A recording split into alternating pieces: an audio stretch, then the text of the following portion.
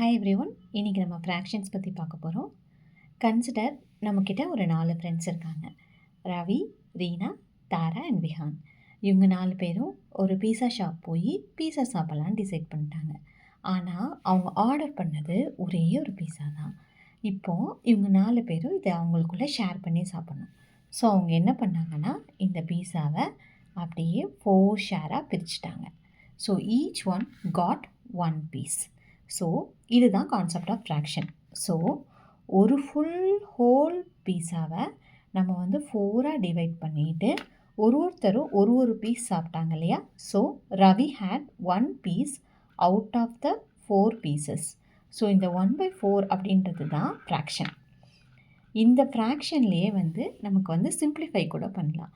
எப்படி அப்படின்னா, சப்போஸ் விஹான் ஒரு சேலக்கார பையனாக இருக்கான். அதனால் அவன் 2 பீஸ் சாப்பிட்டான் அப்படின்னா, இந்த 2 பீஸையும் அவன் சாப்பிட்டுட்டான் அப்படின்னா, ஸோ அவனுக்கு விஹானுக்கு எவ்வளோ கிடச்சிது?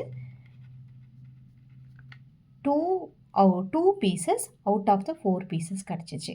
ஸோ இந்த 2 பீசஸ் அவுட் ஆஃப் 4 பீசஸை நம்ம ஃபர்தராக சிம்பிளிஃபை பண்ணோன்னா, உங்கள் எல்லாருக்கும் 2 டேபிள் தெரியும் இல்லையா. 2 1s are 2, 2 2s are 4. So which is equal to 1/2. So half of the பீஸாவை விஹான் சாப்பிட்டுட்டான்னு அர்த்தம். ஸோ இதுதான் ஃப்ராக்ஷன்ஸ். ஸோ இப்போ சம்மரி பண்ணணும்னா, ஹோல் பீஸா அப்படிங்கிறது is 1. We always call it as a whole thing of something is called as a 1.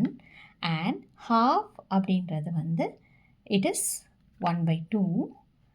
the whole-ல 2 பார்ட்டாக பிரிக்கும்போது அதில் 1 part எடுக்கும்போது அது half.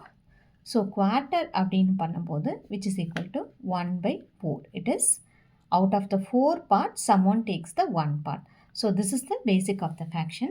இது மாதிரி more fun learning contentக்கு Think Easy Lab-ஐ subscribe பண்ணுங்கள். Thank you.